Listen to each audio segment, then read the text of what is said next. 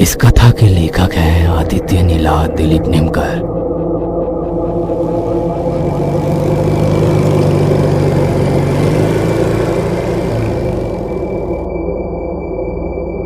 अभी राजा रामपुर पहुंचने के लिए दूसरा रास्ता नहीं है। ब्रिज पार करते ही हम घर पहुंच जाएंगे। नहीं, मुझे डर लग रहा है। बस थोड़ी देर।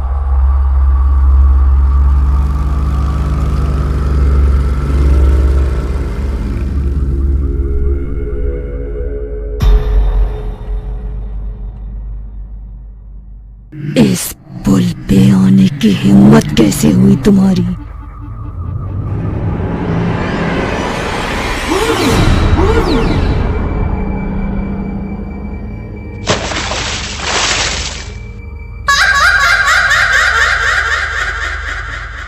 और एक अजीब सी हंसी उस रात के वीरान से सन्नाटे में गूंजने लगी।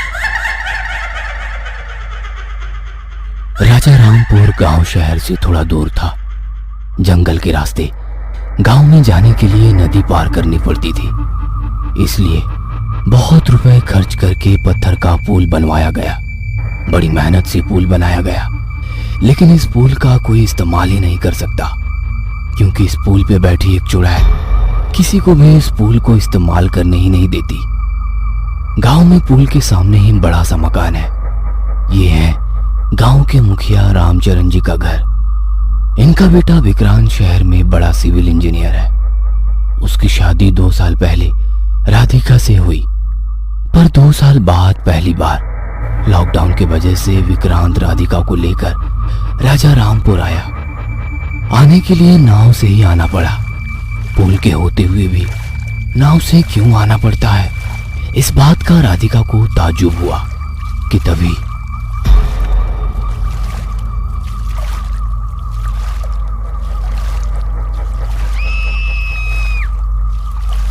इसके बाद बोट वाले ने बताया, जरूर उन्होंने पुल से जाने की कोशिश की होगी साहब, तभी उस पुल वाली चुड़ैल ने इनको मार डाला होगा। यह सुनकर राधिका और ज्यादा डर गई। इस गांव में आते ही उसका इतना डरावना स्वागत हुआ कि अगली 2 रातें वो सो ना पाई। उसी रात में भी वही लाशें दिख रही थी।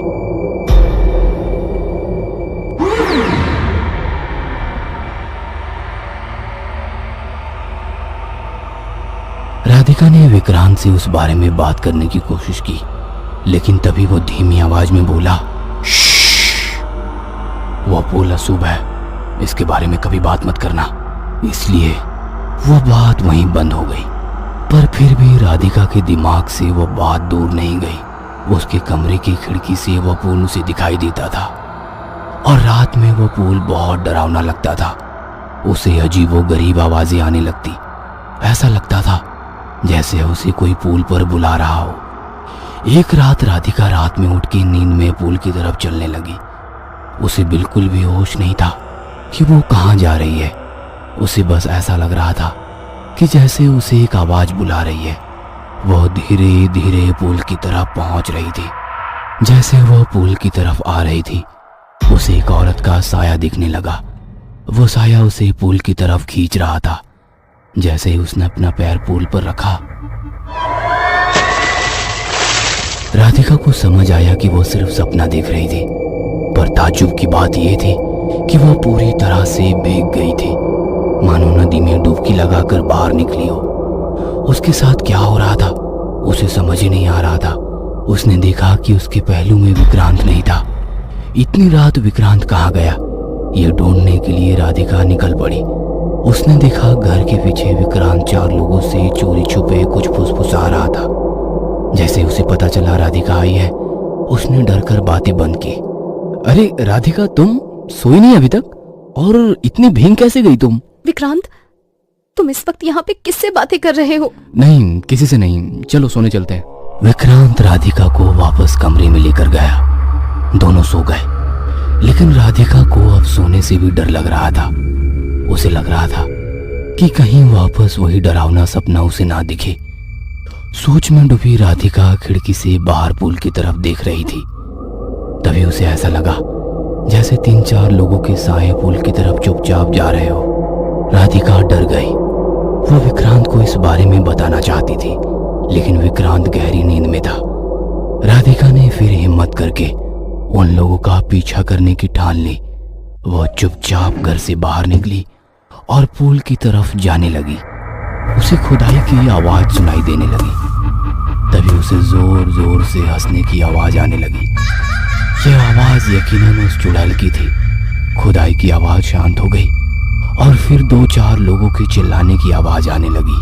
नहीं नहीं, हमें माफ कर दो बचाओ।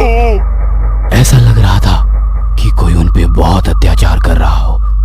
राधिका अंधेरे में उन आवाजों का पीछा करते हुए पुल तक पहुंची कि तभी उस पर एक के बाद एक गोलों की बरसात हुई। उसे अंधेरे में कुछ समझ नहीं आया और जब उसने थोड़ा ध्यान देकर देखा तो पता चला वह गोले पत्थर या कुछ और नहीं बल्कि 4 मर्दों की मुंडियां थी। एक एक मुंडी का चेहरा देखकर राधिका डर से कांप उठी। ये 4 चेहरे उन्हीं लोगों के थे जिनसे थोड़ी देर पहले विक्रांत बातें कर रहा था। तभी चुड़ैल की आवाज गूंज उठी। इन चारों को पुल तोड़ने के लिए तुम्हारे पति ने भेजा था, लेकिन इनके खुद के सिर के टुकड़े टुकड़े हो गए। फिर से अगर ऐसी कोशिश की तो अंजाम बुरा हो सकता है। राधिका को यह देखकर चक्कर सी आ गई और वो गिरने ही वाली थी कि उसे किसी ने पकड़ लिया। राधिका ने जब सुबह आंखें खोली तो देखा वो अपने घर में थी। विक्रांत उसके पास ही परेशान होकर बैठा था। उसी ने रात को राधिका को गिरने से बचाया था, पर वो वहां कैसे आया? उसने वो पुल तोड़ने के लिए 4 लोगों को क्यों भेजा? ऐसे बहुत से सवाल राधिका के मन में उठ रहे थे। जब राधिका ने विक्रांत को इस बारे में पूछा तो विक्रांत कोई जवाब देने को तैयार ना था। उसने बस इतना कहा, हम अभी के अभी वापस शहर जा रहे हैं। गांव में रहना अब खतरे से खाली नहीं है। विक्रांत इतना ही बोलकर पैकिंग करने चला गया। विक्रांत और राधिका नाव में बैठकर शहर की ओर निकले। जाते वक्त राधिका उस पुल को देख ही रही थी कि तभी अचानक तूफान आ गया। नदी में इतनी बड़ी लहरें उठने लगी जैसे समंदर हो। भूकंप का एहसास होने लगा। नाव उलट पलट होने लगी। तभी उस चुड़ैल की आवाज आई, खबरदार अगर इस गांव से बाहर कदम रखने की कोशिश की, विक्रांत और उसकी पत्नी अब इस गांव में कैद रहेंगे। अगर फिर से नदी पार करने की कोशिश की तो पूरा गांव तहस नहस कर दूंगी। ये बात सुनकर विक्रांत और राधिका डर गए। किनारे पर खड़े गांव वाले भी यह देखकर और यह सुनकर हैरान हो गए, क्योंकि अब तक पुल कोई पार नहीं कर सकता था, पर अब नाव में बैठकर भी नदी भी पार करना चुड़ैल ने मुश्किल कर दिया। तभी एक बड़ी सी लहर आई और बोट उल्टी हो गई। विक्रांत और राधिका तो जैसे खींचे हुए वापस गांव के किनारे आ पहुंचे। अब राधिका और विक्रांत को राजा रामपुर में ही रुकना पड़ा। राधिका पेट सी थी। वह जल्दी ही एक बच्चे को जन्म देने वाली थी। अब राधिका को रात भर आने वाले पुल के सपने बंद हुए। उसे रात को अच्छे से नींद आने लगी। रात को खिड़की बंद रखने के बावजूद ठंडी हवाएं आती थी। कुछ ही महीनों बाद राधिका ने एक बच्चे को जन्म दिया। गांव में घर में खुशी का माहौल था। फिर भी ऐसा लग रहा था कि कोई बुरा साया उन पर मंडरा रहा हो। वापस शहर कब जाने को मिलेगा, इसकी चिंता उन्हें अंदर से खाए जा रही थी। राधिका को किसी और की बात की टेंशन होने लगी। उसे लग रहा था कि बच्चे के आसपास कोई है। बच्चा उसे नहीं बल्कि किसी और को देखकर हंस रहा है, किसी और से खेल रहा है। कोई दिखाई नहीं दे रहा था, फिर भी बच्चा किसी अदृश्य साए के चंगुल में था। अब रात में फिर से राधिका को सपने आने लगे। वह पुल दिखने लगा, लेकिन इस बार सपने में बच्चा पुल की तरफ जाते हुए दिख रहा था। बच्चा रेंगते रेंगते पुल पर पहुंच चुका था। उसे चुड़ैल बुला रही थी। अब बच्चा चुड़ैल के बिल्कुल करीब पहुंच चुका था।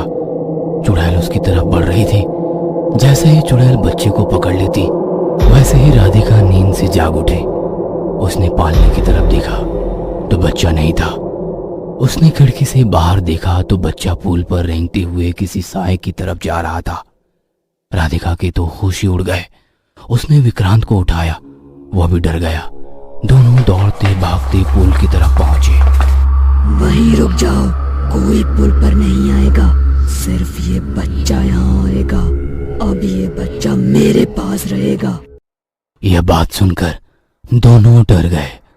राधिका रोने लगी, हाथ जोड़ के अपने बच्चे की भीख मांगने लगी।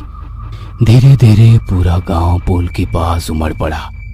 अब चुड़ैल उन्हें साफ साफ दिख रही थी, लाल साड़ी पहनी हुई, उसके उड़ने वाले बिखरे बाल, माथे पर लाल बड़ा टीका, लाल लाल आंखों में जैसे अंगार हो।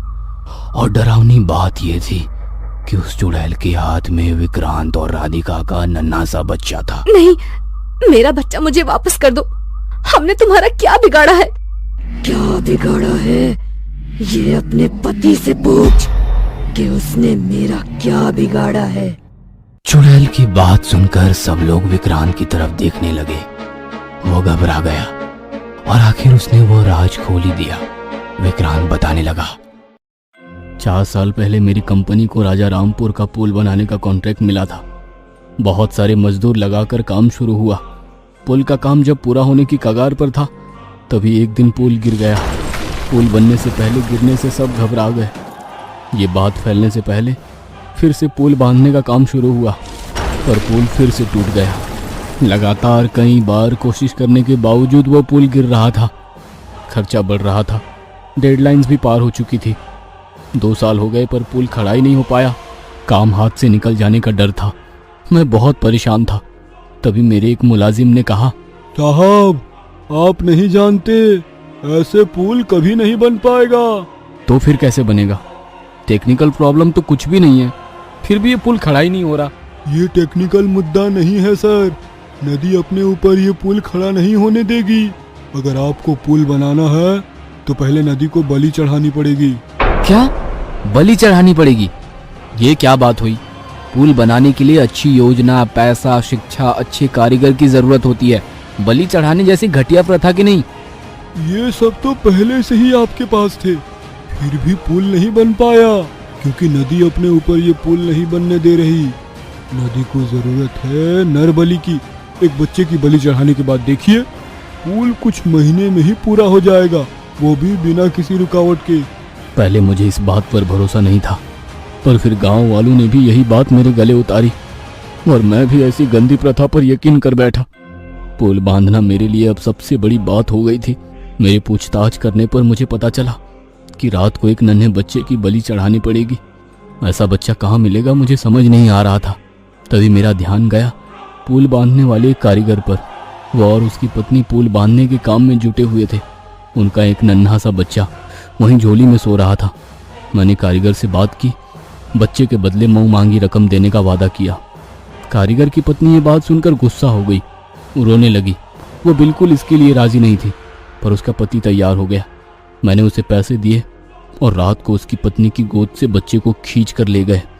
बच्चे की आवाज़ सुनकर उसकी माँ जाग गई, भागकर हमारे पीछे भागती हुई आई, चिल्लाती हुई आई, पर जब तक वो पहुंची उसकी नन्ही जान की बलि चढ़ चुकी थी। उस औरत के पति ने उसे जैसे तैसे संभाला। पुल का काम शुरू हुआ, लेकिन इस बार पुल की जगह बदल दी। सच कहूँ तो पुल की जगह नदी का बहाव ज़्यादा था। जहाँ कम बहाव था वहाँ से पुल बांधना शुरू किया। तब पुल बिना किसी रुकावट के पूरा हो गया। पुल के लिए उस बेचारे बच्चे की बलि देने की ज़रूरत नहीं थी, पर मैं गांव वालों के बहकावे में आकर गलती कर बैठा। उसी बच्चे की माँ रोती रही, पागल होकर पुल पर पत्थर मारती रही, कहती रही ये पुल नहीं मेरे मुन्ने की समाधि है। आखिर एक दिन पुल के काम के बीच उस औरत के सर पर पत्थर गिरकर उसकी मौत हो गई। मैंने कभी नहीं सोचा था। उस हादसे के बाद पुल का काम पूरा होते ही मैं गांव छोड़कर चला गया, पर उस औरत की आत्मा यहीं अपने बच्चे की समाधि की रक्षा करते हुए बैठी है। ये बात सुनकर सिर्फ राधिका ही नहीं, सारे गांव वाले सुन्न रह गए। हाँ, मैं वही हूँ और अब मैं तुम्हारे बच्चे की जान लूंगी। तब तुम्हें पता चलेगा कि कैसा लगता है जब किसी माँ पर अन्याय होता है तो क्या होता है। चुड़ैल की बात सुनकर राधिका दौड़कर चुड़ैल के पास गई। नहीं, ऐसा मत करना। जो गलती मेरे पति ने की वो गलती तुम मत करो। मासूम बच्चे को मत मारो। ये पुल लोगों की भलाई के लिए बनाना चाहते थे, और जो गलती हुई है उसके लिए तुम मेरी जान ले लेना। मैं समझ गई हूँ, तुम चुड़ैल नहीं, बस एक जख्मी माँ हो, और कोई माँ किसी बच्चे की जान नहीं लेना चाहेगी। मैं वादा करती हूँ, ये पुल तुम्हारे मुन्ने की समाधि के रूप में रहेगा। इस पुल का इस्तेमाल करने वालों को टोल देना होगा, और वो पैसे गरीब मासूम बच्चों की भलाई के लिए इस्तेमाल होंगे। मैं वादा करती हूँ। राधिका की बात सुनकर मौसम बदल गया। चुड़ैल ने बच्चा राधिका के हाथ में दे दिया।